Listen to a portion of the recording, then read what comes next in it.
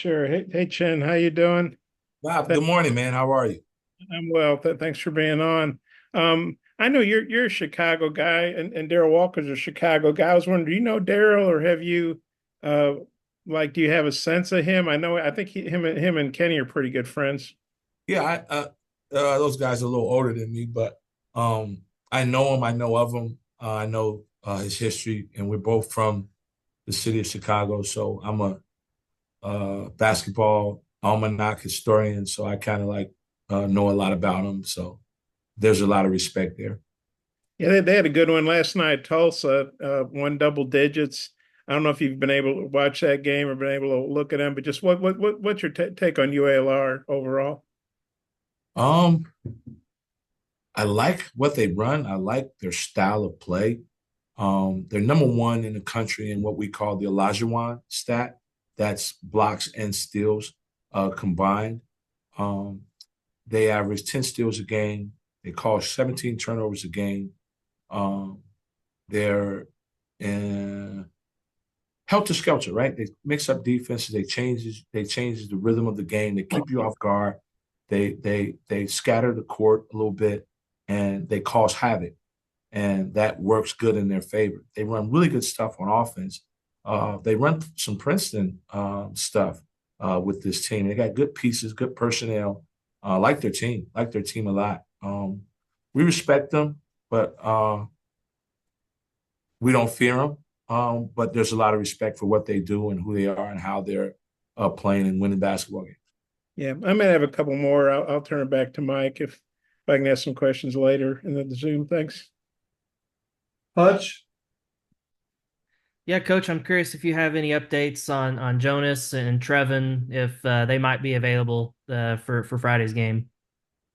I'm not sure about that. We haven't got an update for today. I think uh, that's up to our medical staff and Matt and those guys are doing a good job monitoring that. They're trying. I know the kids are chomping at the bit to get back on the basketball court and working really hard and going to their PT meetings and around the clock treatment and therapy with Matt.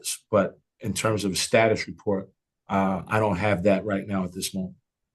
And then if you're without them, I wonder if as a staff, have y'all kind of game planned like a doomsday scenario where if maybe somebody else gets shaken up in the game or foul trouble. I mean, you almost kind of had that against Pacific, just kind of how y'all will handle that with the shorter rotation. Yeah, we talk about it. We prepared for all scenarios. As you saw last game, we had to play small because we had to play a do at the five some. Defensively, we had to play a do at the five, but offensively, pretty much a lot of our parts are interchangeable and positionless. So we're prepared for if we have to do something like that again on Friday. Being prepared is the most important thing. We're not going to be caught off guard if someone gets into foul trouble or if something like that happens. We'll be prepared for it. Connor, Hey coach, you mentioned Adu playing a little bit at the five, but just what has he meant to you guys this season and just the leap he's taken from his time at Kentucky to now and how he's been able to just grow as a player.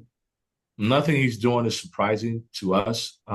We are fully aware of his skill sets and how he can impact the basketball game. He's, in my opinion, could be one of the most impactful players in college basketball because of uh, what he does on both sides of the ball, right? What he does defensively, him being hard to guard on the offensive side because, yeah, I think a dude was a point guard.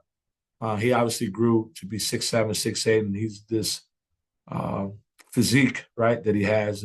But he was a point guard, so he's got good ball skills, he's got good deck game, so he can drive the ball, and he's probably arguably one of the most athletic kids in basketball right now, in college basketball. So he's not doing anything for us that is shocking.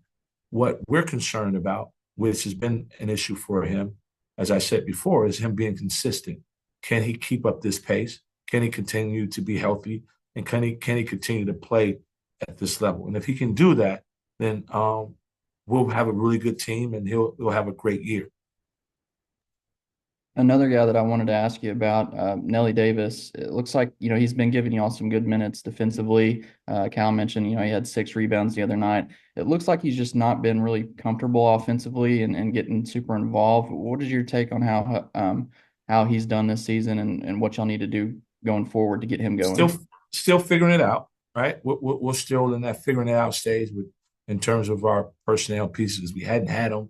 We hadn't been able to practice with everybody. We hadn't been able to scrimmage still to this day because every time it seems like we're getting healthy, someone else go out or whatever, and that's unfortunate. That's something that we can't control, but we've been able to play above that in terms of who's available and what we're doing. We're still getting good stuff done, still getting good work done. We have not taken a step back in terms of how we're preparing for practice, preparing for games. But in terms of Nelly, I think that it'll come, right? Nelly's situation will come. We're not really worried about him in terms of if you're talking on the offensive end, it'll come. Coach is gonna start doing some different things for him to get him into some spots that make him more comfortable where he's able to do some of the stuff that he's effective at doing. We got to help him, and coach is committed to doing that. Jackson. Hey Chin, just one more on Nelly. Do you get a sense like it's maybe an adjustment period coming from a place where, he was the clear-cut number one option and now he's, fitting in and trying to, with a team that's got a little bit more talent than where he was previously?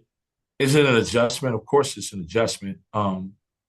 But it hadn't stopped how hard he works. It hadn't. I mean, he's probably at the top of our list in terms of guys who spends extra time in the gym and on his game and on his shooting and stuff like that. So the ball finds energy as long as he continue to put in the work, right? To, I would say, keep his mind right, because mind right, game right. Empty mind and his clear thoughts. As long as he continue to play with those things in perspective, then it's going to happen for him. It's going to turn, and then he'll be fine. We're not panicking. We're not worried about it at this point. We were 5 games in, 4 games in. So I mean, it's still super early. We're not panicking. We're not worried. We're still trying to get better. We're still trying to figure things out, and that's from an everyday basis. I'm more concerned with the first day of practice, the first possession of practice, how we handle that, than how we worry about Nelly and what he's going to do long term.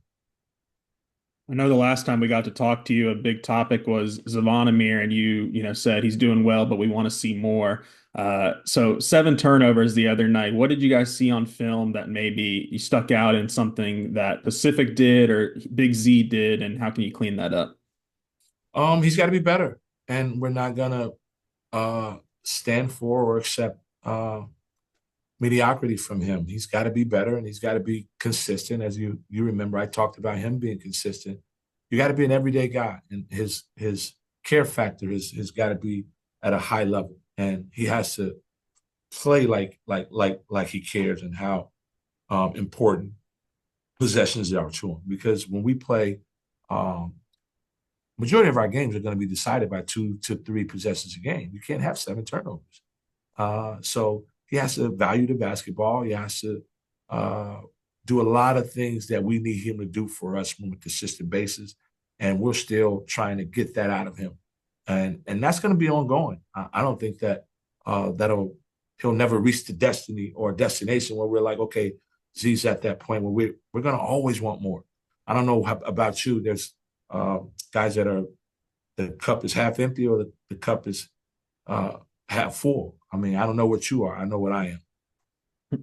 I'm always looking to fill it. I'm always looking to fill it. So I'm one of those guys who's always looking to fill the cup. So that's who I am, and that's who I'm going to always continue to be on Z.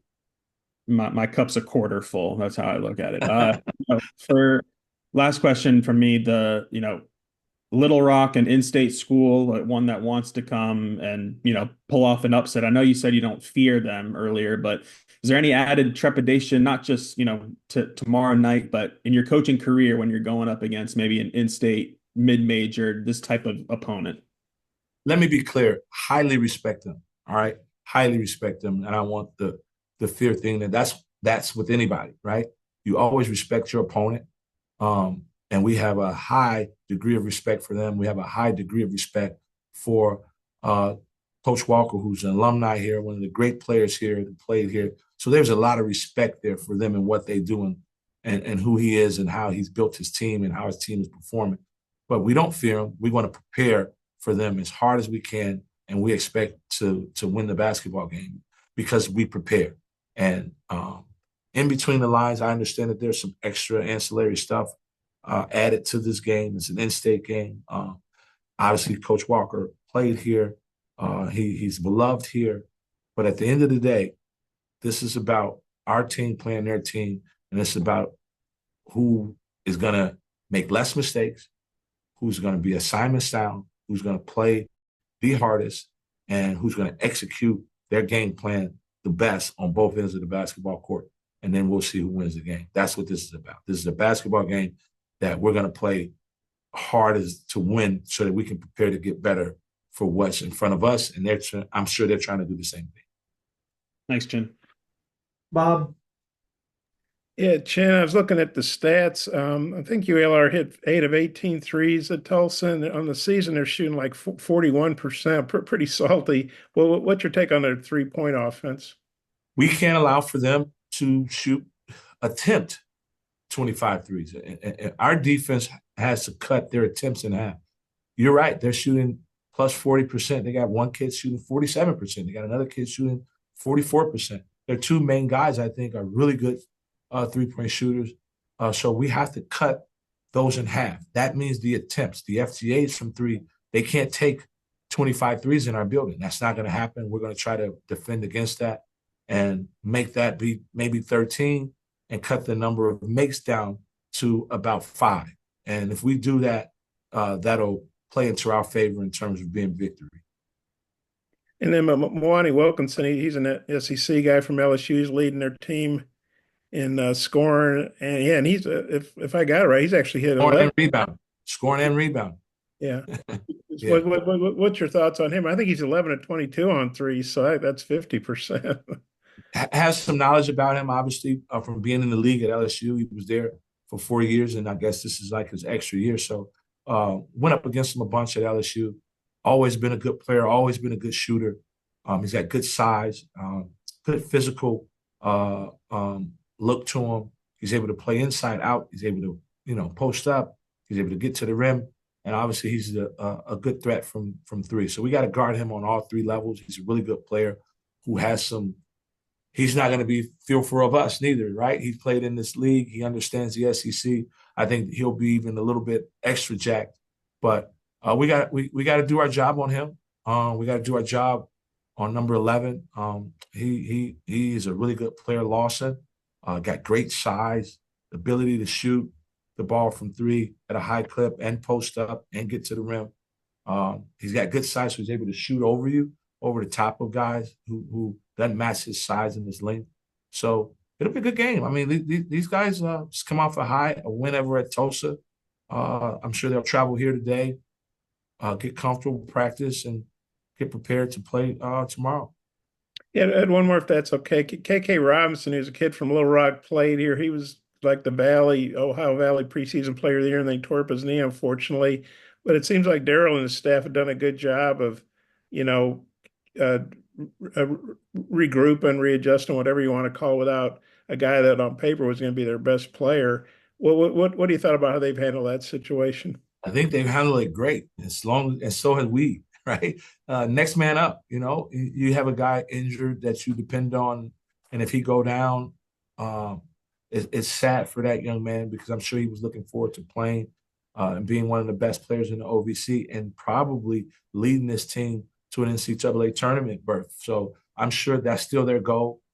They've been able to rally around that and play multiple guys at the point. They got multiple handlers now. He's not him being there. I'm sure he was their primary ball handler, but they have multiple guys now that's kind of helping fill that void. So they're doing a good job of rallying around that and just moving on and next guy step up. And we're trying to do the same thing with our injuries and our guys trying to play catch up that are not playing and have been injured for most of our spring and our summer.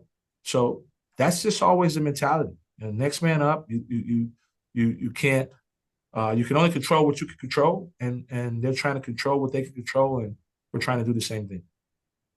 Thanks. Thanks, Coach. Appreciate your time. Thank you.